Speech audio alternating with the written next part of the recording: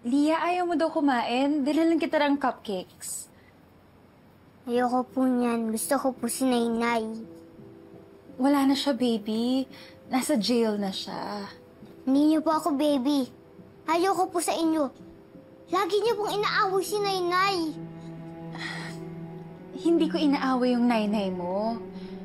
Dinedefend ko lang yung sarili ko kasi she's a bad person. Tignan mo, iniwan ka na ng Tito Tristan at ng nainay mo kasi hindi ka na nila love. She's a bad mom. Hindi siya bad. Ikaw ang bad!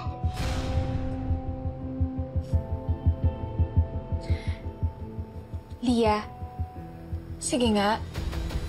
Kung hindi bad yung nainay mo, bakit siya hinuli ng mga pulis? Lia, don't worry, okay?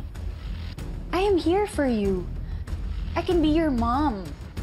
Kaya sana bigyan mo naman ako ng chance. No! Isa lang ang Nainay ko!